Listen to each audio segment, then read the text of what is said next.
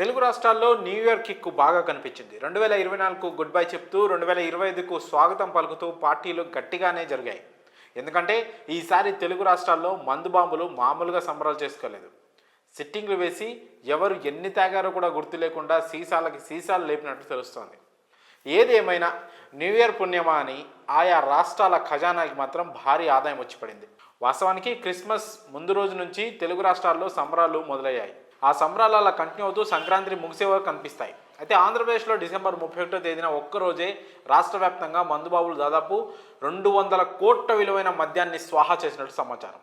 December 30, 31 తేదీలలో 331.85 కోట్ల విలువైన మద్యాన్ని డిపోల నుంచి వైన్ షాపులకు సప్లై చేశారు. 31వ తేదీ ఒక్కరోజే 2.50 లక్షల IML కేసులు, 75,000 బీర్ కేసులు విక్రయం జరిగినట్టు తెలుస్తోంది. అంటే 60 లక్షల లిక్కర్ బాటిల్స్, 18 లక్షల బీర్లు ఖాళీ చేసేశారు.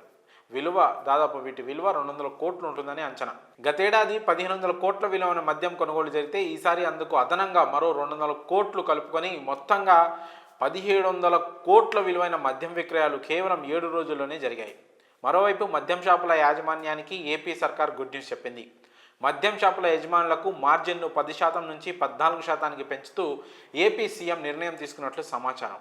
ఇదే క్రమంలో బెల్ట్ షాపులు ప్రోత్సహించినా, అధిక ధరలకు మద్యాన్ని విక్రయించినా కఠిన చర్యలు తప్పవని మద్యం షాపులు దక్కించుకున్న వారికి ఏపీ ముఖ్యమంత్రి వార్నింగ్ ఇచ్చారు. ఇక ఇదిలా ఉంటే తెలంగాణ రాష్ట్రంలో కూడా మద్యం ఏరులై పారినట్లు తెలుస్తోంది. కేవలం 2 రోజుల్లోనే 680 కోట్ల మద్యం అమ్మకాలు జరగగా డిసెంబర్ 31న 282 కోట్ల విలువైన అమ్మకాలు, డిసెంబర్ 30న 402 కోట్ల అమ్మకాలు నమోదయ్యాయి.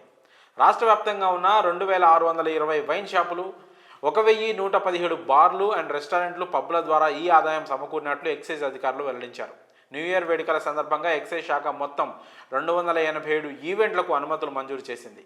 ఈ అనుమతుల ద్వారా 56.46 లక్షల ఆదాయం వచ్చినట్లు అధికారులు తెలిపారు. ఇందులో హైదరాబాద్, రంగారెడ్డి జిల్లాల్లో 243 అనుమతులు, మిగిలిన జిల్లాల్లో 44 అనుమతులు ఇచ్చారు. డిసెంబర్ 31న మంజూరు చేసిన 224 అనుమతుల ద్వారా 44.76 లక్షలు వచ్చినట్లు వెల్లడించారు. ఈ సందర్భంగా ఎక్సైజ్ శాఖ మద్యం అమ్మకాల పర్యవేక్షణతో పాటు అక్రమ కార్యకలాపాలను అడ్డుకుంటూ ఆదాయానికి గండి పడకుండా తగు జాగ్రత్తలు తీసుకుంది. డిసెంబర్ నెలాఖరున 28 నుంచి 31 వరకు 4 రోజుల్లోనే ప్రజలు ఏకంగా 926 కోట్ల విలువైన మద్యం తాగేశారు. ఈ మేరకు డిసెంబర్ నెల మద్యం అమ్మకాల వివరాలను బుధవారం తెలంగాణ ఎక్సైజ్ శాఖ అధికారులు వెల్లడించారు. ఈ వివరాల ప్రకారం ఒక్క డిసెంబర్ నెలలోనే సుమారు 4000 కోట్ల విలువైన మద్యం అమ్ముడుపోయిందని తేలింది. మరి ఈ మద్యం అమ్మకాల విషయంపై మీ అభిప్రాయాన్ని కామెంట్స్ రూపంలో తెలియజేయండి.